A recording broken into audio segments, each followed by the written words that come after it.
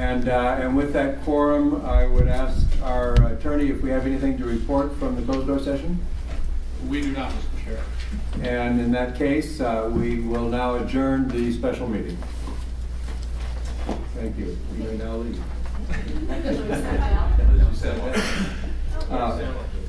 We are now calling to order the January 9th meeting of the San Joaquin Hills Transportation Corridor Agency. And I would ask the clerk to take us once again through roll call.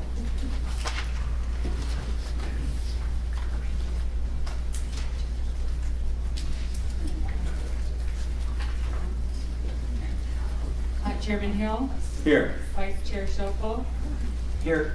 Director Olivato. Here. Director Bates. Here. Director Root. Director Chun. Here. Director Everett. Here. Director Hack. Here. Director Martinez. Present. Director Ming.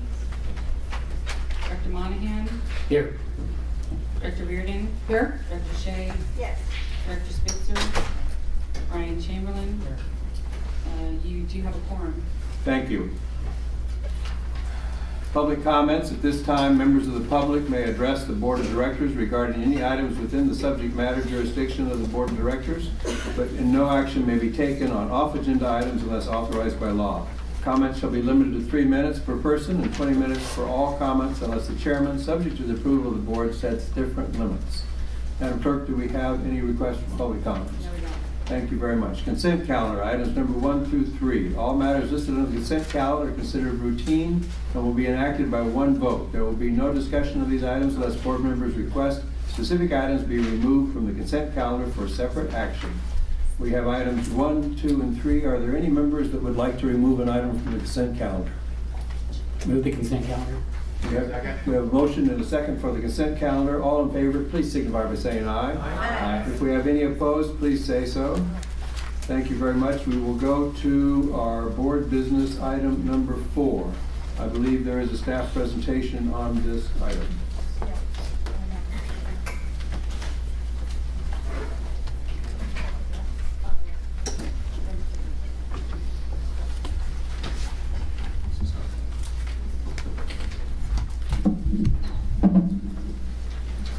Okay, just to introduce this item to the board, if we can go to the next slide, please. Our basic goal is to increase ridership and increase revenue. We can do that for 2 reasons. The more people we can get on our roads, the less people that are on the 405, the 5, the 55, and the 91.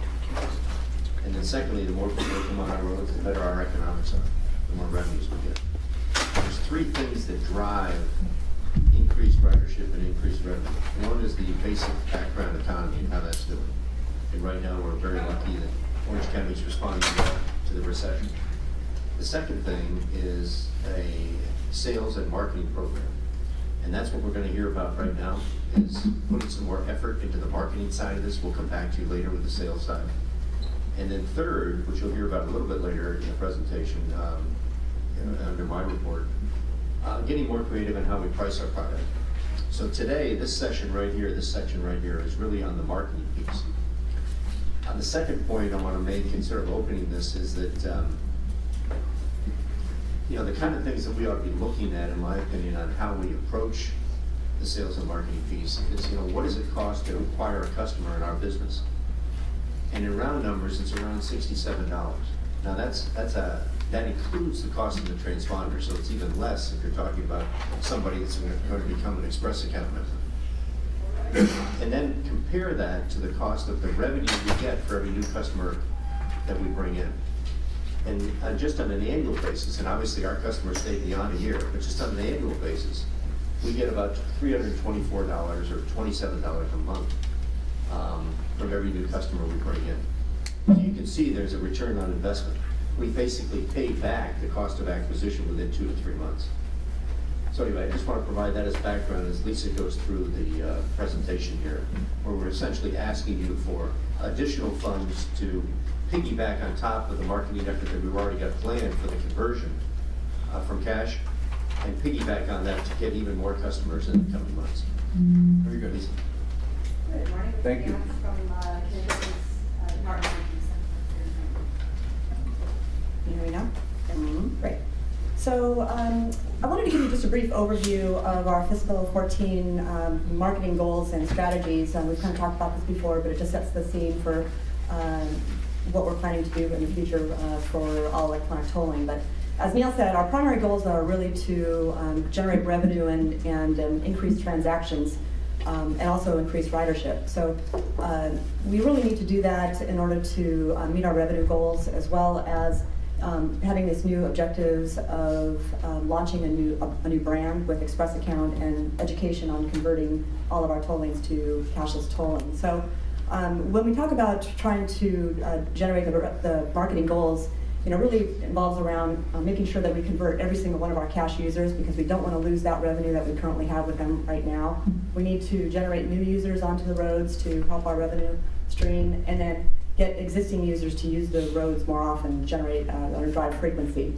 So when we look at our overall marketing plan, part of the strategies that we work with are really what I call more like brand and retail marketing strategies.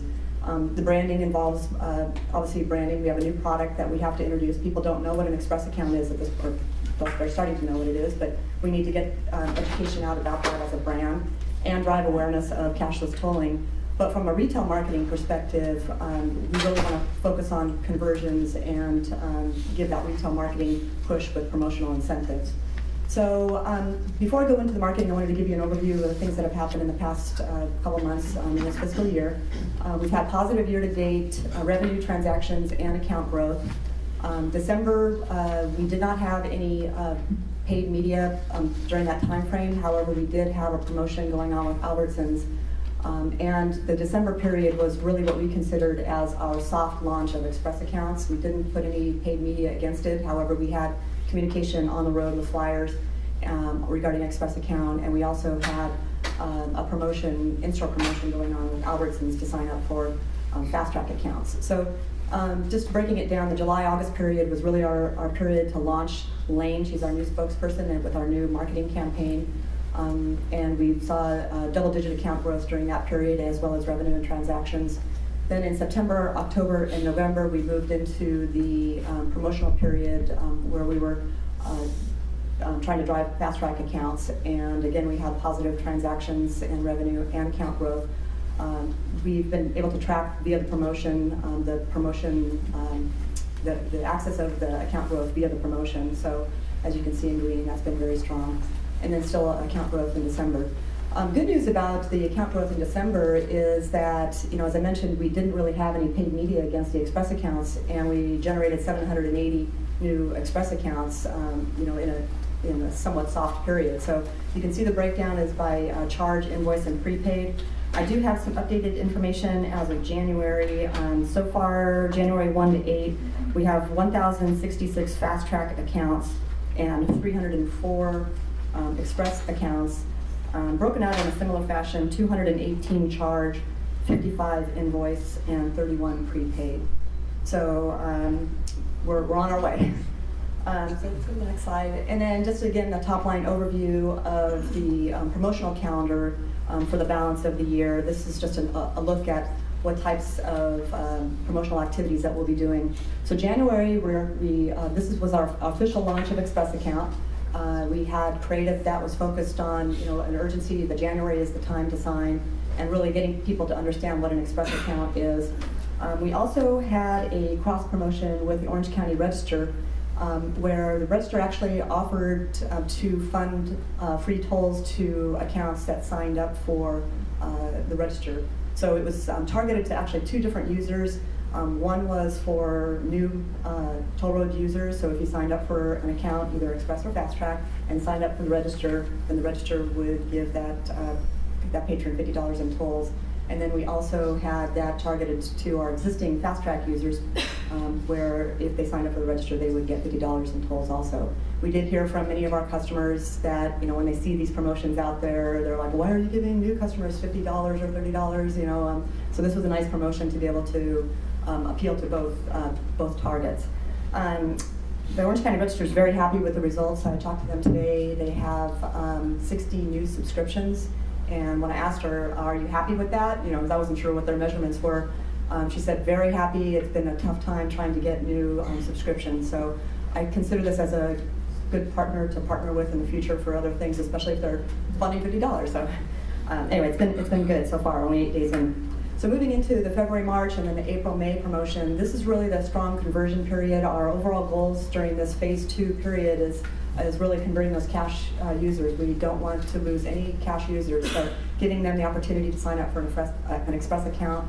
We're doing limited time offer promotions during this period. So February, March is $30 in free tolls. We've done this promotion in a variety of different ways in the past, and it's been very successful. And then April, May is we're promoting like a test drive. This will be a good offer because with that creative approach, this targets people that are afraid of the toll roads, that don't understand how to use the roads, that don't know where they go and don't know how to use them and all that. So this will be almost like a, go out and test drive on the roads for a week free on us. Let me go to the next slide. So, over the last year or so, we've had, tons of great marketing ideas and initiatives. And, we would have loved to have come to you with every single one of them, but we thought it's a bit important to prioritize the things that we think are, really important to our overall goals of driving revenue and transactions and meeting our revenue goals, but also things that we can do within this fiscal year and, set us up for discussion as we move into fiscal 15 planning. So with the Marketing Ad Hoc Committee's recommendation, we put together a list of 4 items that we thought were prioritized items that we thought were really the best things that we can do within this fiscal year. So what I'll do, I'm going to go over the first 2 items, and then Lisa Tejas will go over the last 2. And what I'd like to do is just go into each one a little bit more in depth with the recommendation and the rationale, and then we have a summary sheet at the end that we can review with you so you guys can see all of these different programs and kind of open up the discussion after. So the first one is a Spanish microsite, and the background on this is that we've talked about this when we were developing our new website, and the website for us is really the most important vehicle for our customers, not only to sign up for an account. It's the most used outlet for signing up for an account, but also account maintenance. The chart on the left, I know it's a little bit of an eye chart, but just mostly note that the blue is website activity for updates. So it's significantly the most used tool for accessing accounts. We do have Spanish-speaking customer service staff in the call center. We average about 1,700 Spanish preferred calls, and the most important thing right now is that we have a significant amount of outreach going on starting this month to really go out and talk to the Hispanic community, invite them onto the toll roads, educate them on an Express account. It's really a good part of our overall strategy of the Express account and enrollment. The challenge is that, if we're going out and talking to the Hispanic community, we don't have a Spanish site for them to sign up. So if they prefer Spanish speaking, then we want to make sure that they have something that they're comfortable with. So on the next slide, our recommendation is the recommendation is to create what we're calling a microsite. It's 20 pages. It's not going to be the full website at this point right now, and it will be linked to our existing site. So I envision that up in the upper right-hand corner, it'll have a little en Espanol, so if somebody wants to toggle back and forth to English, Spanish, they can do that. But we want to focus, at least right now, on the most important pages for enrollment and also education on the Express account and explaining what an Express account is in the comparison pages. So with this recommendation, it requires a budget amendment and a contract amendment to 3 of our contractors. 3 different contractors work on our website.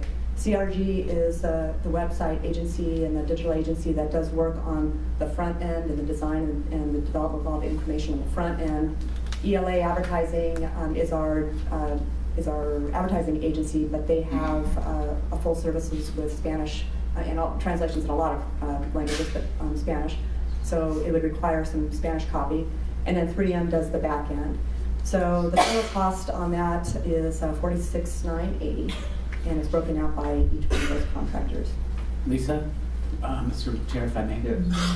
Apologize for missing the meeting on Monday, but do we have particular goal of signups to the Spanish website that we're looking at? Or have we done any study to see what we expect and then have a goal that we want to try and meet? We have a goal for just general signups, but I like that idea of making sure that we track it and monitor that. So we can definitely put together a goal on that and break it out as part of a function of the overall goals. But that makes a lot of sense. If you could track the separate just to see how we're doing and see how our marketing is doing to the Spanish community. Right, that's a good idea. And actually, just in terms of the analytics related to our website, we can slice it and dice it in 1,000 different ways. And in fact, some of the things from our advertising campaigns, we can actually have a promo code, that can identify where the guest or the patron, hears the message and all that too. But That's good. we as of yet have not established a Spanish goal. I mean, a website goal for a Spanish site, but we will At do least, that. at least start tracking it and then go from there. Okay. Thank you. Director Bates had a question as well. Yeah, Lisa, I think it would be helpful for those of us who don't serve on the marketing to understand we have a contract extension or addition here, an amendment with more money, and how we come up with those numbers. I'm not questioning whether they're legit. I'm questioning if it's by an hour in terms of the way they produce the material. Is it a task? So we have some sense of why it's $46,980. So as you go through this, if you could share with us how those numbers are created, what's the multiple that has gotten us to that specific number, not in the weeds, but give us some idea. Those of us who don't serve on that, and I'm, trying to get into the recesses of my brain as to when we approve this whole thing. I obviously didn't carry that with me, but it would be helpful I in can answer terms that. of. I can answer that now. Okay. For CRG and 3M, it was based on an hourly basis. I do have the like an estimate. I don't have that information with me right now. It's based on an hourly rate and how many hours they anticipate it's going to take to do the project. CRG was based on the number of pages in the copy, so that matters in terms of the content on the page. So they based it knowing the types of pages that we were trying to translate. They know how much content is on the page and how copy intense it's going to be. So probably what would end up happening would be ELA would just give us the copy, and then depending on CRG or 3M, whichever task it falls under, they would lay it into the design of that page. It would be helpful then I'm asking if you would provide me and my staff with that information, that backup material. And I do think as we do some of these, as we're looking at the expenses, it's important to provide that backup material when when we get it in the agenda. Thank you. Chairman Rush. Yes. I have a question, and I guess because I'm a tech guru and I have 3 smartphones. That's not very smart. Well, I have a personal, a work, and a city council one, so I have to have 3. But as we look at smartphones and technology, not too many people are going on websites today. So what would it cost versus doing a website to doing an application in Spanish? Because today, even in our city, we struggle with getting the monolingual community, whether it be Spanish or Vietnamese, to access our website. But they all do have smartphones, and they're more accessing more applications versus the website. And so I just want us to be prudent in the money that we spend as we look at $21,400 to make that transition into Spanish. Maybe it could be cheaper to doing an application as you currently have one in English to transfer that into Spanish, where more people today, and in particular the Hispanic community, Verizon just did recent their studies that the Hispanic population is rising in the amount of smartphones that they're purchasing, more so than any other demographic. And so I would encourage us to look at that and just be more prudent with our dollars. But that's a great idea, and as people are accessing mobile devices more and more, it is an area that, should be as part of the overall plan too. So I jotted that down, that's a good idea. Okay, so the next initiative is with incremental or paid advertising. And just as an overview, I wanted to give you some top-line data that our current general market and all electronic tolling marketing budget total is $1,499,1,499. And that includes all of our paid advertising, creative services, production, research, website, 2 agencies in terms of the CRG and ELA, and that represents 0.5% of our total revenue for fiscal 14, the projected revenue plan. When we look at other industries in terms of what's a typical percentage of marketing dollars versus planned revenue, it ranges based on the type of industry that you're in and also kind of like your marketing objectives. It ranges anywhere between 2 to 5%, generally around 3 to 5%. And when you're working on a new product launch, like we would be doing with the Express account, that can go actually up to 20% because it's a brand new product. You gotta, scream. So when you look at consumer packaged goods and other types of branding, as moves us to more of a business type of an agency. Treating us like an agency, that's an important step. But at this point right now, we're currently at 0.5%. For the balance of the year, paid advertising, this is just the paid dollars for the advertising. We have $462,000 in the plan, and which we're reaching about 62 million impressions, which is good. The overall plan right now includes radio traffic, online videos, online banners. We have Facebook ads, print, direct mail, and the total attendant flyers. So it's a pretty multimedia mix that we have currently right now. We do know that Southern California is one of the most expensive media markets behind New York, so our objectives are really to try to figure out how to be in all these places and stretch our dollars as efficiently as we can. So cost value is a major component of trying to determine the right media mix. So as we look forward to launch these new Express accounts, as much exposure to that brand name and education on the new tolling process is important. So what we're looking at is, this is a little bit of an eye chart, and I'll kind of walk through it with you. So on the left side where it says the outlets, that's currently what's in our media plan right now and the dollars that are currently in there. We're recommending to plus up that exposure by 50%, and you can see the dollar breakdowns there. And that total incremental investment is $406,001. You'll see that we've added cable TV into the mix, which is at $175,000. We didn't have that in as far as the current plan, so that adds some additional exposure. And I know that there were some people that have made some comments about wanting to be on cable TV. So it more than doubles our exposure, which is really good.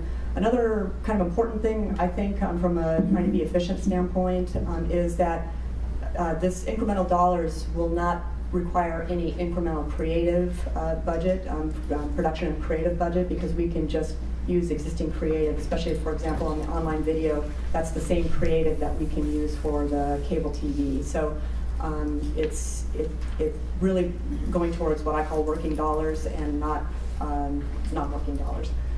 So on the next slide, the recommendation is to plus up the current media plan 50% and add 8 weeks of cable TV. It'll be 2 weeks in February, 2 weeks in March, and then 4 weeks in April leading up to cashless. The incremental cost is $406,001, and the impressions are more than 33 million. With this increase in the 406, that bumps our overall advertising marketing budget to 0.7% of the combined agency's revenue, and it increases our overall media spend from 48 to 60%.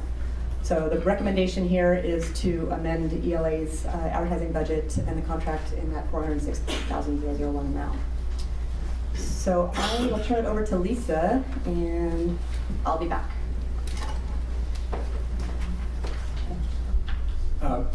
Director Hack. Yeah, we're looking at reaching some 16-17% who are with the cash payers. So we're not looking at the entire environment. We're not looking at all of the people who have carry transponders. And I find that it's an interesting idea that we're going to have a Spanish website, which is interesting. But my position has always been, and I still maintain it, that you're looking at the non-banked, those people who are not interested in having a data streaming out behind them. And I don't see how any of this reaches them. I mean, it's nice to have a website, and I'm sure it will reach to several people, but not to the non-bank, because by and large, I don't think they function in this way. They want to buy an ability to ride the road and not leave a trail of data. And I think that's real, and I don't see how we reach it in this regard. Do you want to respond? Statement? Anybody have a statement? Would you like to respond to that? I think my only response, I think there is a non-bank component, but I think it's a very small percentage of who we're trying to reach. And we've already have over 900 people who sign up for Express accounts today so I think I've always had that argument with you, and I clearly think it's fine, but my problem is the number of people who pass through the cash lines and you tried to get into a community of people. And it was such a small percentage of them. By and large, these people resist providing data.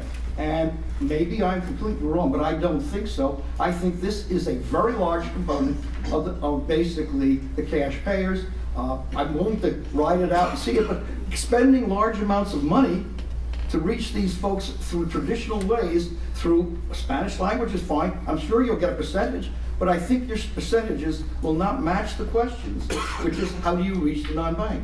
the way in the kiosk program we've launched, where there's kiosks in different retail outlets where people can go and sign up and they don't have to utilize a credit card or anything, that is part of the program. So And there's I a think lot of that's pieces. wonderful. I think that's probably your best bet. Right. I'm very supportive of that. Great, and we'll give you a presentation about how we're marketing that. It's certainly a very different, specific marketing program for that kind of customer. Thank you for bringing up your annual concern.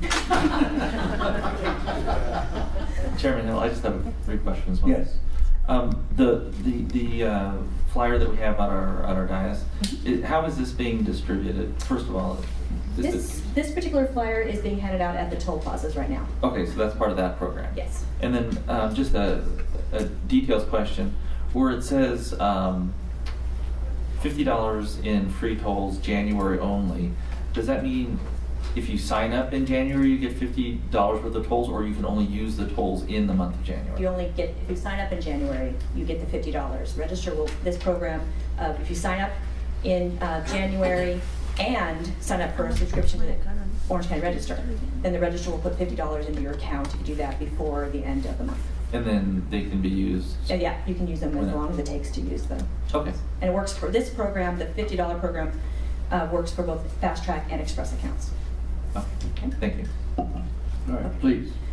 So the next part is it's called here the Marketing Blitz Promotion idea, and this is the idea of really taking advantage as we get closer to removing cash, of announcing the change and getting a lot of hype about what's happening. So when we talked to the Marketing Ad Hoc Committee, we actually had put this together as a specific program, but as you'll see, those of you on the committee, we've opened it up to something we can do some more evaluation about what's the right program to do. The idea would be provide incentives and drive new users at the when we get really close to the sign-up period. And so an example that we are looking at is something that was done in Florida, where they had a 24-hour sign-up day, and they put, for their particular situation, for their version of Fast Track, it was you have to actually buy the transponder in Florida, and so they cut it in half, the cost of purchasing the transponder, and then did a 24-hour blitz on that. What we're looking at is during our potentially, and the date to be set is during the 2 week, during the promotion we're doing, get 1 week free, have a 24-hour period where it's 2 weeks free if you sign up, to really push people to sign up. We know that people are going to sign up at the very end. That's kind of the reality of how this will work, so it's a push to try to get that happening before the cash goes away, and then everyone's like, oh my gosh, cash went away, and now what do I do? So that is basically the concept, and so by putting together a marketing campaign, this would be the paid advertising component for the week leading up to the event. We put together a budget that would be $128,000. And on the next page, it breaks down what we would do: banner ads, online banner ads, Facebook ads, additional radio, basically the same type of advertising we're doing now, but a blitz with a new message. So you'd actually have increased creative to talk about this one-day event, as an example. So with this, what we're asking for is to also amend the ALL advertising budget to give us additional funds so that we can put together a big blitz program. And then also with this comes an authorization for the CEO to implement promotions in the intent of generating revenue. The bond indenture does allow for us to reduce tolls for in a special event if the goal is to increase revenue, and that would be the purpose of this. And so this would give the CEO the authorization to implement that program. All right, we need to move along. Finally, this one's very fast, All right. because this is something everyone's been asking for years, and what I'm proposing is just a $40,000 not to exceed budget. We'll put out an RFQ to find somebody to help us to put together a loyalty program for our best customers. In talking to my peers across the country who have implemented all electronic tolling, one thing the people who have driven the roads forever and drive a lot go, what about me, what about me? And we would like to see something because we're such a great customer. And so this idea would be to create a program for our best customers, a loyalty type program, and then we would bring that back for the FY15 budget to review.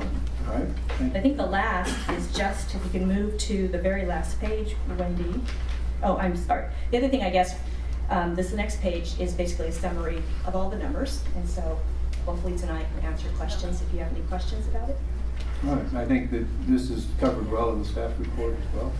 Do we have any questions? I understand this has gone through the marketing committee with a great deal of excitement. Yes. I would like to comment that this is really this is critical in the transition to AET.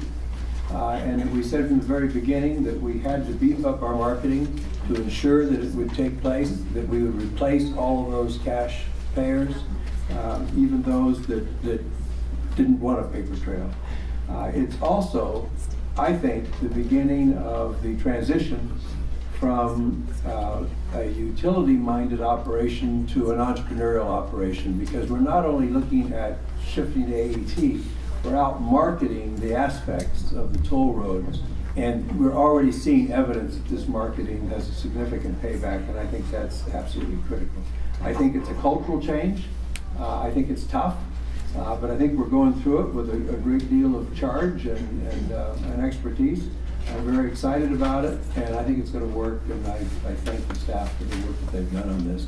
I would accept a motion to... I'll make a motion to move this item forward. All right. Second. All right, and then we have a comment. I just have a comment, and it's just a follow-up from our marketing meeting that I haven't seen. I still support this. I think it's a great idea.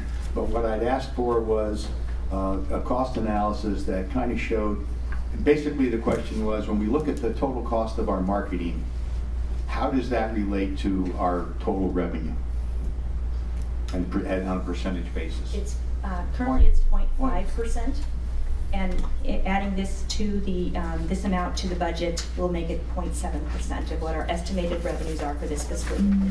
And we're above, as we talked about in marketing ad hoc. It didn't come up, and I know it's in the staff report, but we're like $7 million above our budgeted revenue this year. So our revenue is also rising. So this is really a smart thing to do. Yep, I agree. All right. All those in favor, signify by saying aye. Aye. Anyone opposed? Thank you very much. Chief Executive Officer report. Mr. Chairman and members, we've got a presentation today by Nick Jha. I want to introduce Nick to you. I think you'll find this very informative. This is background information on data that we're getting on the 73 that I think will inform our discussion going forward on how we want to price it as we begin the budget process here over the next several months. Nick comes to us, he's local, but he's done a lot of work in LA County. It's where I first ran into him. He's helped on the pricing of the 710. He's helped on the pricing on the Sepulveda Pass. He's helped on the pricing on I-5 North. These are projects that LA County Transportation Commission is working on. He's also worked in Florida on the 595. So he brings a lot of experience to us. And Nick?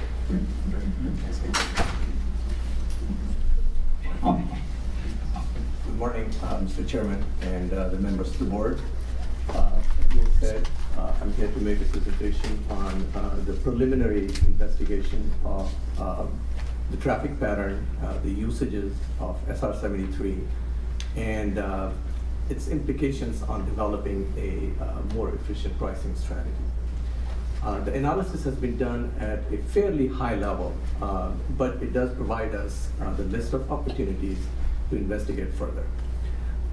What we looked at is four aspects of the usage, traffic pattern, and corresponding pricing efficiency and how we could improve that. The first one is moving towards more distance-based and the travel time saving-based pricing. So the drivers would pay as a function of the distance, as a function of the travel time savings that they experience. The second aspect that we looked at was drivers' willingness to pay based on a lot of historical data that we have, based on the elasticity that we looked at, how the drivers have responded in the past to an increase in price, and based on that, we analyze that and present to you. The third aspect that we looked at is the various ramps and different locations offer different values to the customers at different times of the day. And hence their values, again, they vary in their values. But the pricing seems to not reflect that accurately. And I will talk about that, how we could potentially improve that. The fourth and final aspect of this is a more detailed analysis of the peak period traffic. You will see that the peak period refinements could be a key aspect in providing a better service, avoiding perhaps a traffic congestion during a particular time, and how it helps, again, improving flow as well as the revenue side. Finally, we summarize that with giving the future directions and what needs to be done based on this high-level estimates. So the first aspect, as I said, is the distance space. If you maybe we should visualize that.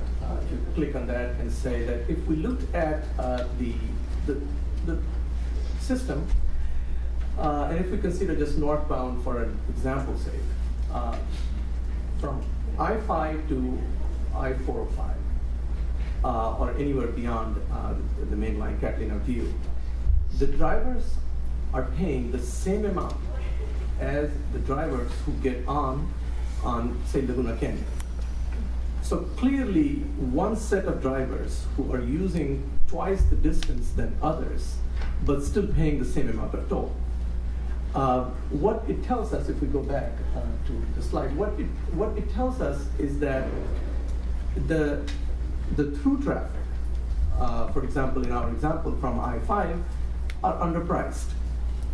And while the solution to this whole system-wide issue is to have a lot of gantries and track all distances and make the tolls corresponding to the distances and travel time savings. But as you saw in that example, a big portion of this traffic is I-5 to 405 related, or I-5 to and from. So what we looked at in detail as part of this study, again, at a higher level, but still very illustrative. What we looked at is, to go to the next slide, is what happens if we put an additional toll on through traffic only, so that they're not underpriced anymore. Right now, the through trips are underpriced because, as you saw, they're paying same amount as the traffic who is using from, for example, Laguna Canyon. So when we looked at that, we found that, as I said, a major portion of the traffic. Yes. Can I ask a question? Yes. Well, I guess I'm struggling with, you've drawn a conclusion that one set of customers is being underpriced. But what about the other side of that one is being underpriced? Overpriced. Or overpriced. Okay. I will look at that on the willingness to pay, and there is obviously no. It's about willingness to pay and your elasticity of the demand. So if you look at when we look at that portion, it addressed on why I'm saying that this is underpriced as opposed to the other one being overpriced. I will address that when Director Hatt. can you give us some idea of the actual number of the throughput? In other words, from the I-5 to the 405, is that 80% of the riders, 90% of the riders, 10% of the riders? Can you give us some idea? Yeah, it's about 30 to 40% of the main line, the Catalina View Toll Plaza traffic is related to I-5. So you're saying they're going at least Catalina View, but that's an early shot, because by and large, that's the only place they're gonna be told once they're on the main line. Basically, so it's only one spot. The question is, can you give me some idea of those who are going up to the 405? All the way. Yes. So yes, so that is, so out of, that's about 2/3. 2/3? Yes, of that goes all the way. All right. But beyond We have one more question. Catalina View. I'm sorry, we have one more question? Yes.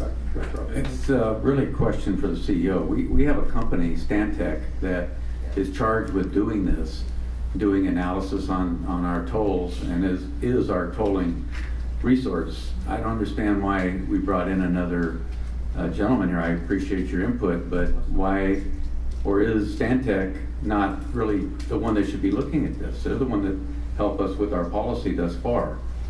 And I see this is going around Stantec, and I don't know if they're in the audience, but I'm not sure that I would, like that myself. So I just wonder why we're getting this presentation now, and Stantec is not presenting this. No, this is being done, I mean, it's all being coordinated with Stantec. Stantec will be, as you'll see in the final slide, the recommendations from this are to provide this information to Stantec to include in the material that will come back to the board. So Stantec is our traffic and revenue consultant. NIT is bringing some new ideas into the equation to foster the discussion with Stantec as we decide on how we want to proceed and the options that we're going to ask them to present to us. So Stantec's very aware of what we're doing here. This has all been coordinated with them going through. I can appreciate that, but, Stantec has a contract with us. They have, I would hope, the research capability to do this type of research. I mean, is this costing us additional funding that, for this gentleman's expertise? Well, yes, of course it does, to bring a consultant on board. But we're trying to basically get some new ideas and some new ways of looking at it into the equation. And it's being done jointly. I mean, both are aware of what's going on and doing it as a joint operation. Mr. Director Bates? I'm excited about new ideas, and I think we've talked about, ways we can incentivize on the corridor, toll road. I'm just very uncomfortable with this discussion because we are talking toll policy here, and this hasn't been agendized. We have just under a CEO's report, so I'm gonna ask Mr. Joseph, our comments back to him could be leading to some sort of decision making, and we haven't even been briefed on this. This is kind of brand new, other than the concept that we were going to be looking at ways to incentivize with our toll policies. So help us, or help me in particular, because if I'm not comfortable, I probably will leave the dais. My understanding is this is an informational session. It's akin to a receive and file kind of a presentation, and certainly no decision or deliberations anticipated. So under those circumstances, it would be appropriate. I don't think it would be appropriate to have a debate as to whether to go here. That would go into the realm of something that would be a matter for decision for the board that ought to be agendized. This is more of an informative. I interpret those comments of allowing only one more question. I'm glad I have that question. That's a question actually for staff. Do we have a hard copy of this? Can we be provided one? We sure can. Thank you. Yeah. All right, please continue. Interesting. So we, again, it's at a high level, and we've been, most of the numbers that you see on this presentation has been developed in coordination with Stantec, and the numbers that you see, for example, 85 to 90%, 30 to 40%, all these data I got from Stantec. So I've been working with them. My approach to this was developing the ideas for efficient pricing, because that's what I've been doing across the country and outside. So on the distance-based, the potential is that as a toll of as little as $1, additional toll for through traffic, we're not talking about other parts, it generates about 5% of the additional revenue, total revenue for 73. Whenever there is a conversation about toll increase, there is talk about diversion, although our elasticity data shows differently. But for the analysis purpose, it appears that it's about, the break-even point is at about 15% diversion in terms of the revenue. So now getting back to the underpricing and overpricing question. So that was the second aspect that we looked at. Drivers' willingness to pay, the value that the road offers, and what does that mean in terms of our pricing? So the difference between peak and off-peak pricing is about 75 cents to the dollar at the Catalina View. Now, if we look at the travel time savings difference between off-peak and peak, it's about 10 to 15 minutes and many days more than that. So in other words, the drivers save more than 15 minutes during peak hours using that and pay about 75 cents to $1 more. And no wonder that during peak hour, if we go to the elasticity curve. If you look at the number of transactions, the revenue, and the toll increase, what you would find is that the transaction is fairly constant, and then in fact, somewhat before, in the summer of 2013, it goes up even as we increase the toll. And a little later, you look at the number, exact hard numbers, and you'll see tremendous amount of volume during those peak hours. So what that tells us, if you go back, what that tells us, that basically is an indicator of underpricing as opposed to overpricing. And that was our rationale. So if you appropriately peak, for example, on price, right now we are pricing 10 to 15 minutes of saving at $1, which means $4 an hour. Most of the studies that have been done in Southern California, SR91 or I-15, or some of the stuff for Metro, LA Metro, they indicate the median value of time somewhere in the range of $30 plus. And that's another indicator of how underpriced the peak hour tolls are. So just for, again, very informational purposes and to give you an idea of what that means in terms of revenue, is that an increase of $1 toll during peak hour would result in about 4% additional revenue, and break-even point being, again, at about 15%. So now the third aspect that we looked at is in more detail during peak period.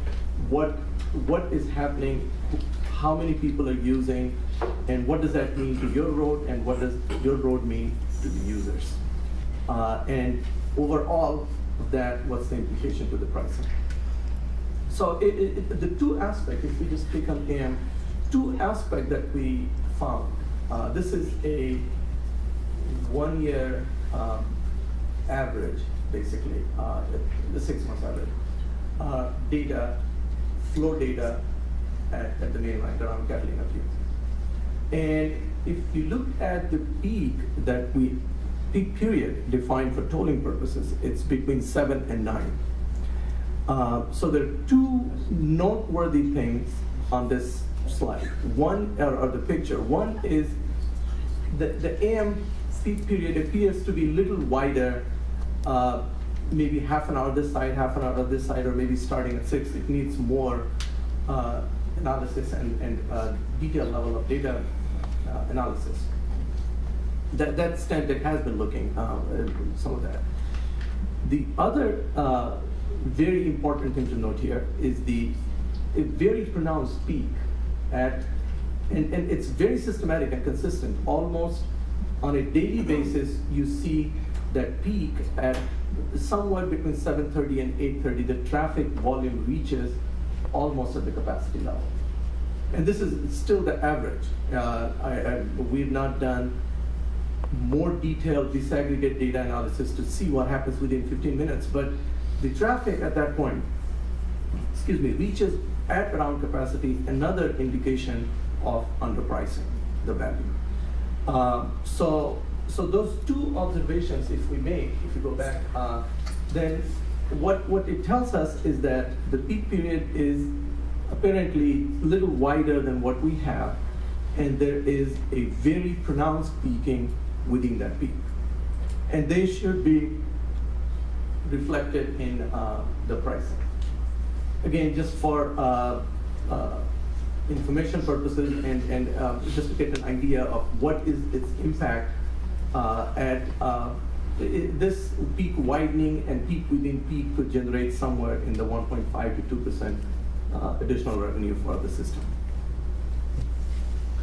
Finally, we looked at the variation in the value that different ramps bring, different time of the day, and what we found was that, as expected, drivers value different ramps differently. If we click on that and see the two sides of Catalina View. So if we look at, let's say, if we look at the north side of the mainline toll plaza in Newport Coast Drive, the southbound off-ramp generates about 20% more revenue than the northbound on-ramp. And so clearly, the southbound off-ramp is more valuable to the driver. They value it more. And there, this issue of underpricing and overpricing is not very clear. It needs more analysis, but what it means is that they value it differently. If we look at the south side of the toll plaza, on the El Toro Drive, it's different. Namely, the off-ramp, northbound off-ramp produces much more revenue, 15-20% revenue, than the on-ramp. So the road at different locations offer different kind of values to the drivers, and the pricing should reflect that, consistent with the other policy level decisions. So those were the four aspects that we analyzed. In summary, it needs to be analyzed more, and it has to be coordinated and looked at in detail with Stantec to come up with the exact increase or exact widening of peak, or if it makes sense, once all the numbers are quantified. And then once they have that, then obviously it needs to come to you for the further consideration. All right, please. Any further questions? And I look at this as good raw data or conceptual data, I guess a better word, to provide to Stantec as we look at our annual pricing consideration. Could be very positive. It also will become a political process as long as we keep the Newport Beach off-ramps down low.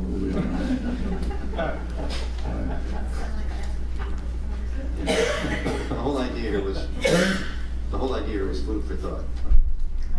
Yeah. All right. Dr. Bates. I'm going to repeat again, this was a receive and file and not agendize as that. I'm going to take Mr. Joseph's analysis that got us, that's okay, but I think that took us to the line.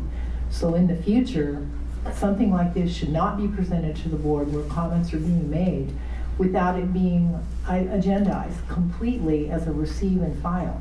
There are conclusions in the summary that I don't even want to see. I don't want the people that I serve to understand from this receive and file that I'm open to dynamic pricing that increases the tolls for the people that live in the 5th District. And that's what this says right here. So I just want that on the record, that I think that this got us right to the line. And it's something to be very, very careful and concerned about when there are two constituencies we're serving, bondholders and toll road users. So I would hope we don't see this again unless it's duly agendized and it has some committee review before it comes to the board. All right, thank you very much. Thank you. Move on to the director's report. I have no report on the fact that I had a good Christmas and holiday, and I hope all of you did. And is there any further business to come before, I guess we have the joint session yet? Right. Is the other board here? Here's your traffic and revenue report for December. Next slide. What are we looking for? The red bar above the blue bar and above the green line. You have that both for Foothill and for San Joaquin. What's going on this month? First of all, there was one additional weekday. It happened to be a Monday compared to 2012. And there were a couple of other things that were happening this season. First of all, it was a short shopping season, and one of the weekend days was the 1st of December, so that normally 4 weeks between Thanksgiving and Christmas, and I know I ran around very early to get whatever little shopping done I had to do. So I think that affected some of the traffic. So when you see the comparisons coming up, you'll see some fairly healthy improvements over last year. We can go to that next slide. So remember, we were talking last month about this dip, and it has recovered for December. I would expect to see, because of the shopping season and the way Christmas and New Year's fell in the middle of the week this year, we may see a different result for January. But as I look at the first 8 days or so of January, I think it's going to smooth out and be positive, somewhere in this range of numbers for both Foothill. When we put up the San Joaquin, again, the red bar above the blue bar above the green line, and then go to the graph. The graph for, oh, okay. So that percentage increase year over year is very big. And I think it has to do partly with some very nice Saturdays and Sundays on the San Joaquin during the shopping season. So we're going to see a change in that next month, but I don't see it going way far away. We'll get back into some reasonable 40-45 degree curve there as we go forward. And I gave you the last month. I gave you the numbers on employment, and you heard from Steve Avenshine from Stantec about how things were looking in Southern California. So all that is still percolating along, and I would expect to see good results in January. Could I just make a point? The point I wanted to make was that if we look in the middle of the year, when we started to come from a negative to a positive growth, is when we got our new marketing group on board. Good observation, Jim. Right, the economy was improving as well, but I think our new marketing team has just made a great strides and really done a fantastic job.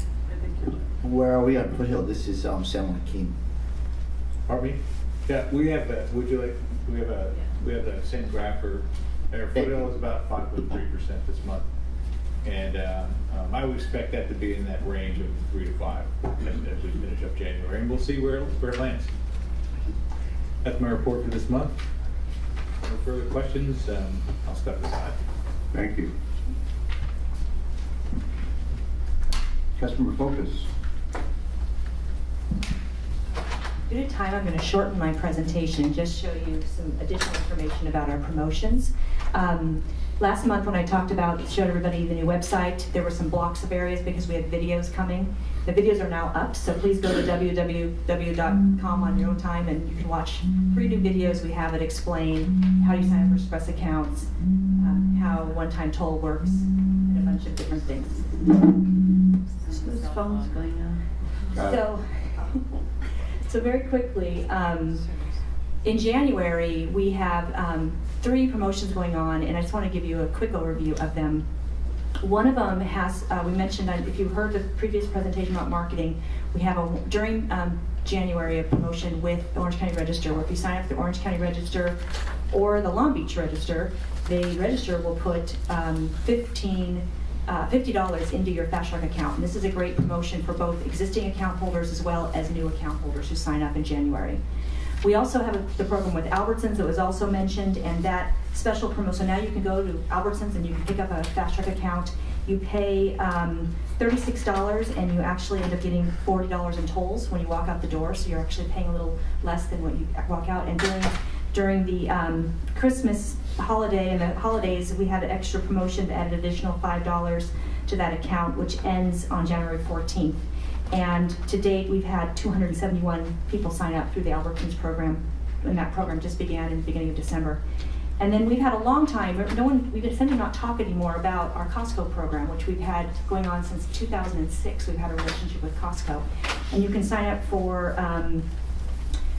you can actually go and get a Fast Track transponder at participating Costco's. And the deal there is you pay $44.99 and you end up getting $50 in toll credits when you walk out the door. And then there's some additional things we do where if you sign up for ACH, so basically electronic check to replenish your account, we'll put another $5 into your account. And during the holidays, we had an additional $5 if you signed up before January 14th. So you end up walking out with $60 in your account. That program has been, like I said, has been ongoing, and we average about 719 accounts are open through our Costco partnership, which represents 16% of all the Fast Track account signups. So those are basically a summary. Then today, I just found out this morning that we are launching an incentive program.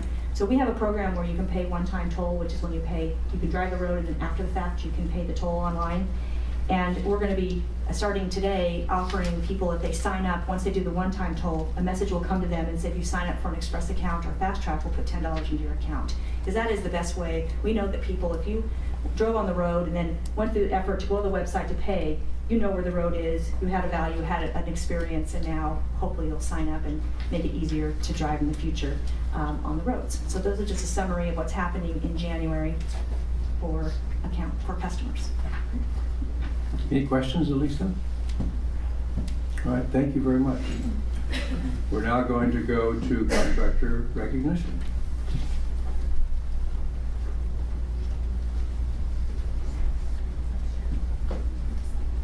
Good morning, Mike Craman, Chief Engineer. I guess it's afternoon, sorry.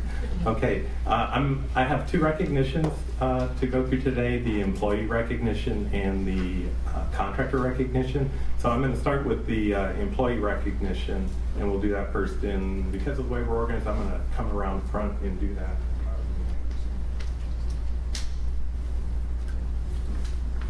So I have the pleasure today of introducing a valued employee here who's part of our contracts and procurement department. So I'd like to invite Nancy Stewart to come up.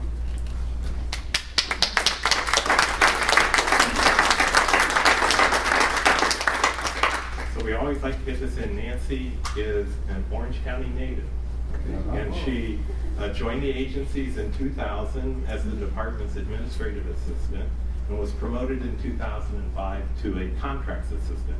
So she oversees the document control system, and she works on some of our more complex accounts, particularly as it relates to its billing. She's also involved in our managing all of our co-op agreements and the record keeping for that, as well as all of our insurance certificates, which were a big part of our contracting and procurement.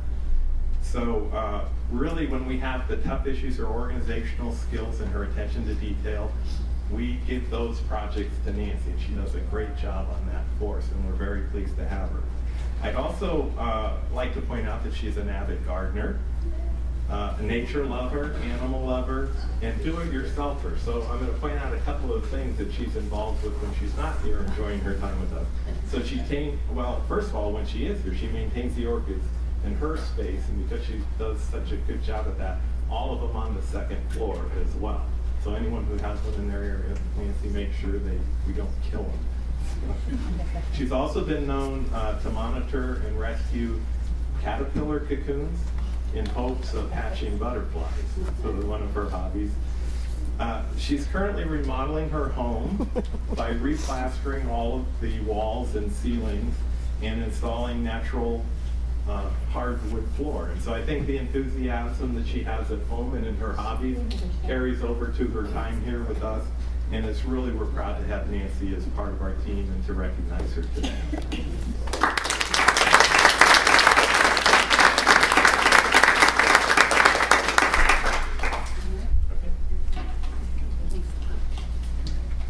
Is she available for house projects? All right, the second part of our recognition is to recognize one of our contractors. So this month for our contractor recognition, we're recognizing one of our longest serving contractors, HNTB Corporation. So we have a number of representatives here today that I'd like to invite up with me. We have Vic Martinez, HNTB Southern California Regional Vice President, Tamara Workmeister, who's the Southern California Regional Sales Officer, and Frank DeLima, who's representing HNTB's West Division Management Team today.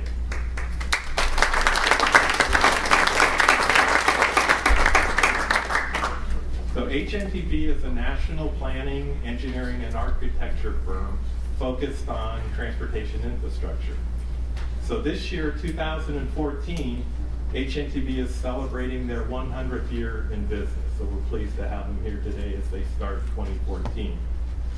They are the lead consultant for Corridor Design Management Group, better known as CDMG, who is the joint venture partnership which has been serving the agency as our general engineering consultant since 1988.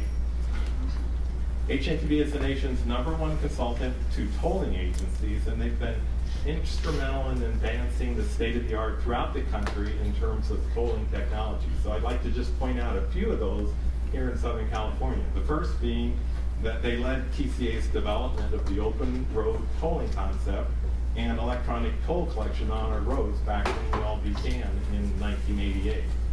They were part of the public-private partnership, the California Private Transportation Company, for the development of the 91 express lanes and its use of all electronic tolling. And HNTB developed the congestion pricing system and the nation's first fully dynamic tolling operation for Sandag in their I-15 managed lanes. HNTB is an employee-owned company that was founded, obviously now, in 1914. They've maintained a national focus in major transportation programs since their founding. And interestingly, you think 1914, that's a long time ago, but in their first year of operation, they actually did a project here in Southern California where they participated in the work on the Arroyo Seco Bridge in Pasadena. So I thought that was an interesting fact. They opened their Los Angeles office in the 1970s, and their office here in Orange County was established in 1988. So reaching 100 years in business is a rarity in the engineering architecture industry. There's only a handful of companies that I can think of that have reached that impressive milestone.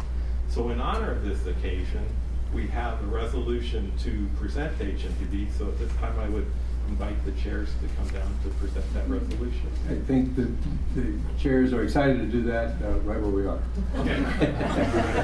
and we are prepared to do that.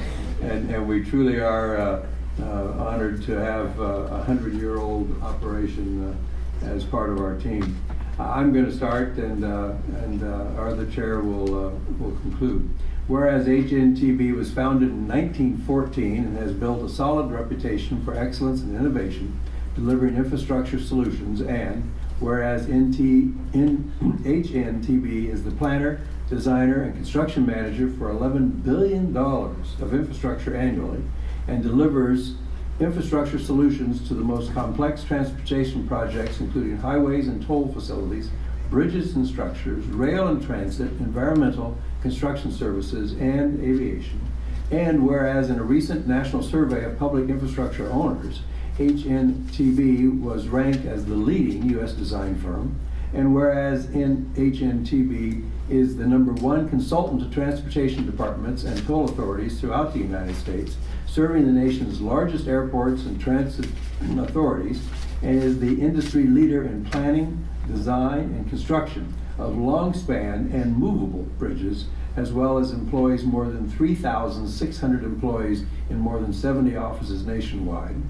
And whereas HNTB has been committed to shaping, designing, and improving Orange County's transportation networks for nearly 25 years, beginning with the SR 91 express lanes and the Orange County Toll Road project, And whereas Orange County's HNTB office is the hub of its Southern California practice, employing more than 140 multidisciplinary transportation professionals, and Whereas HNTB projects in Orange County include the toll roads, I-405 improvement project, I-5 widening, and Transit Way, the SR-91, SR-57 interchange and HOV improvements, State Route 91 express lanes, Marine Way grade separation, Kramer Avenue grade separation, Transportation Corridor Agencies, the 73 toll road, Golden West Transportation Center, SR-90, Jeffrey Road grade separation, Irvine Multimodal Transportation Center, I-405 SR-73 interchange improvements, Hamilton Victoria Bridge over the Santa Ana River, Antonio Parkway Bridge design over San Juan Creek, SR-91 State College interchange, I-405 Warner Avenue overpass widening, Bridge of Gardens, South Coast Plaza, OCTA light rail study, SR-91 5755 feasibility study, Laguna Canyon road improvements, 241 Tesoro extension, and still many, many more. And whereas HNTB has played a vital role in the planning, design, and construction of the Transportation Corridor Agency's toll roads network, and whereas HNTB is part of the Corridor Design Management Group, a joint venture that has provided design management services for the Transportation Corridor Agency since 1988, and is an integral part of the team working on the 73, 133, 241, and 261 toll roads. Now therefore, be it resolved that the San Joaquin Hills and Foothill Eastern Transportation Corridor Agencies do hereby congratulate HNTB as they celebrate the company's 100th anniversary. Very well.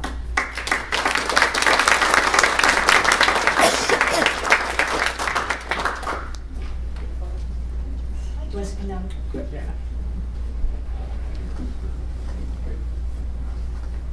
See, we're going our own separate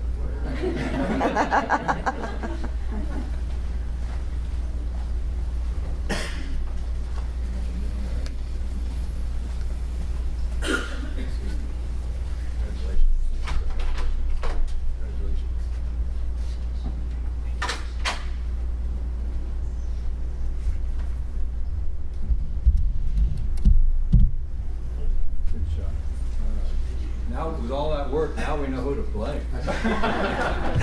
Well, thank you very much. Thank you.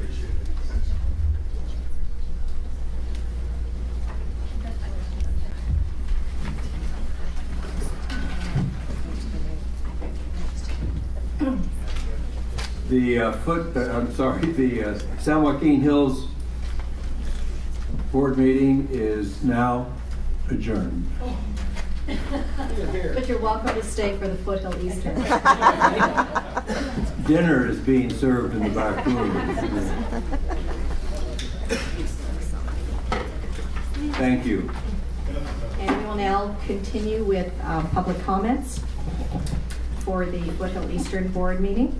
At this time, members of the public may address the Board of Directors regarding any items within the subject matter jurisdiction of the Board of Directors, but no action may be taken on off-agenda items unless authorized by law. Comments shall be limited to 3 minutes per person and 20 minutes for all comments, unless the chairman, subject to the approval of the board, sets different time limits. Madam Clerk, do we have any requests to speak today? No, we don't. Okay, we'll now move on to our consent calendar, items 1 through 4. Move the calendar. Second. So we have a motion and a second. Sorry, excuse me, I recorded and abstained, please, as I was not at the meeting. Okay, abstention noted. All in favor? Aye. All opposed? And I was abstaining too. Okay, we have 2 abstentions, Lord Linda and Orange. We'll now move on to item number 5, board business. This is the marketing and website contract amendments to support the launch of all electronic tolling initiative. We had a presentation which was pretty lengthy to the San Joaquin Hills Board. Do the members of the Foothill Eastern Board wish to have the presentation all over again? Okay, all right. Do we have a motion on the action items? So moved. Okay, we have a motion and a second. All in favor? Aye. All opposed? All right. We now move on to Chief Executive Officer's report. I'd like to have Amy Potter give you a review of where we were on the refinancing. Okay. Amy? Yes, good afternoon. I'm very excited to announce that we have completed the refinancing transaction after working on it for quite some time. The bonds were sold on December 12th, and the transaction closed on January 2nd, and all of the 1999 bonds were refunded. This was the largest standalone municipal bond transaction in the nation in 2013 at $2.3 billion. The restructuring successfully put us in a better financial position, and we were able to achieve all of the goals that were presented to you that we first presented in December 2012. The results were much better than outlined in the preliminary official statement, with peak debt service ending up at $227 million, which was approximately 24% less than the existing or the 1999 bond peak debt service. We are also able to lower the debt service, the debt service ended up $240 million lower than in the projected POS. The transaction was executed within the board authorized parameters. We were authorized a true interest cost of less than 6.5%, and we were able to achieve a 6.07%. The final maturity was 2053, as we had expected. The underwriter's discount was less than the parameter set at 0.84%. And the rate reset bonds, or what we're now calling the term rate bonds, were issued at $375 million, which was less than the authorized amount of $500 million. The structure looks very much the same as what I had presented to you last. However, this is the final structure. We were able, as I mentioned, to achieve all of our goals, so significant reduction in debt service and the growth rate of that debt service. And also, as you see, we hit a lower peak debt service, and that peak is in 2039, and then the debt levels off and actually decreases again after the junior lien bonds are paid off.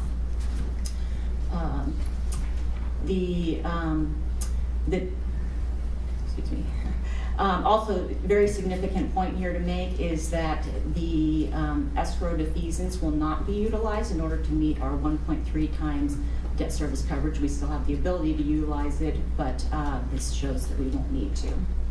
Next slide.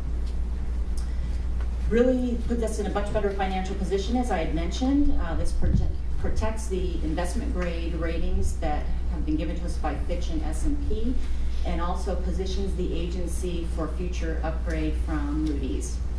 This also improves our near-term excess cash flow and creates additional margins and the ability to withstand future economic downturns, and also the ability to moderate our toll rate increases.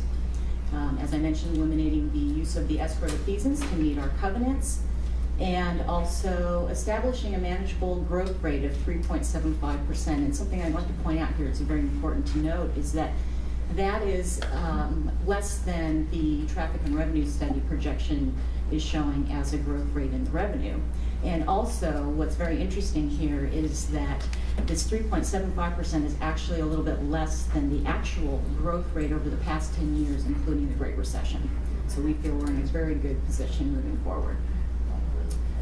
And also, this guarantees the local control over toll revenues and rates on the existing system until 2053. So how did we get there? There was a 6-day national investor roadshow that involved meetings and calls with over 50 investors across the country, and 28 of them participated in the sale. And some of the ones that didn't were still very interested and impressed with the transaction. However, it just didn't fit in with their portfolio at this time, or they didn't have cash flow. The participants, our chairwoman joined us, our CEO, myself, and members of our consulting finance team and bankers. We outreach targeted both the existing 1995 and 99 bonds, and as well as a number of new investors. Ultimately, over 60 investors participated, with 40 being first-time buyers of these bonds.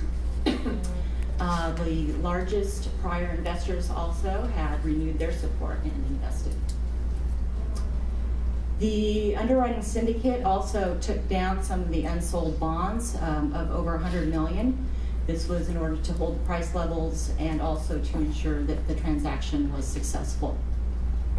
And also we were able to secure some bond insurance for $250 million of the bonds, and this really reduced the all-in cost to us. So I'd like to show you really quick here a very brief video that we had put together on the day of pricing. So this takes place at Barclays office in New York. And you'll see the head underwriter talking, and at the very end you'll see also the closing that ended up here at our office, the bond counsel's office in Stratton. So this was the morning of pricing, and behind where you see on the screen, that's where the orders were coming in. So we were all very anxious, as you can see, watching those orders come in. So there were all throughout the day, lots of discussion. This is a very difficult transaction because not only was it a large transaction, 2.3 billion, but also we had a number of various maturities. So there were lots of different buckets to fill. And so we had to kind of switch things around a little. And in the end, after lots of hard work and our team, our great team of consultants and bankers, we were able to complete the transaction. And that's us talking over the final structure that we had to kind of play around with a little, and it was a very, very successful day. Closed 11:45 a.m. Eastern. And then this was the follow-up. This is the closing and signing of the documents that was held in Newport Beach. So that concludes my presentation. Good job. Okay. I want to personally thank Amy Potter and our finance team at Goldman Sachs and Barclays. Having been on the road show, I can tell you it is an unbelievable amount of work that goes into this process. And we were the largest bond offering that week at 2.3 billion, and to be sold out in such a quick fashion with the team that we had was just phenomenal. So thank you very much. Appreciate it. Couldn't have done it without you. Amy, I'm sorry. Just to make sure I understand that we still have the ability with all these covenants to pay off the bonds before 2040, right? Yes, actually I meant to mention that. That is correct. Thank you. Yeah, the refinancing gives us so much more flexibility on what we can do in future years. So it's really a great thing. Madam Chair. Madam Chair. Yes. Oh, please. Right. Yes, Director Baker. Thank you. Would you go back to that slide for me? I've got a question about one thing in there. The one with the chart of showing the... No, this one right here. Okay. Right there in the next to the last bullet point, underwriting syndicate took down unsold bonds to hold price levels and ensure transaction was successful. Mm-hmm. Would you explain that to me, please? Yes, it's their job actually as an underwriter to ensure that, that's what they're signing up to do, is to basically buy all the bonds. And I don't know, do you want to say something? I have Tim Romer here from Goldman Sachs. He can probably explain it better than me.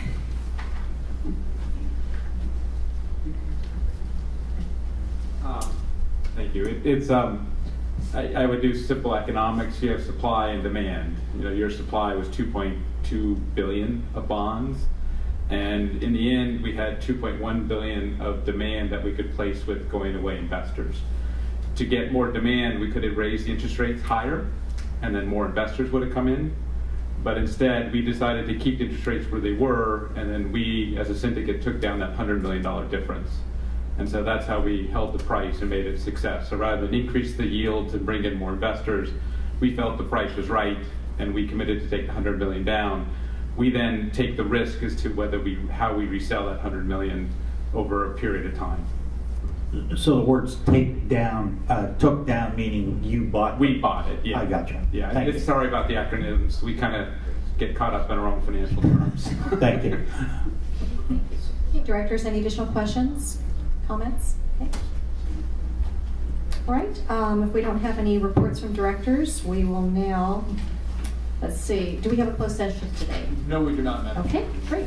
We'll now adjourn to our next regularly scheduled meeting, which will be February the 14th, Valentine's Day. Oh, 13th, excuse me.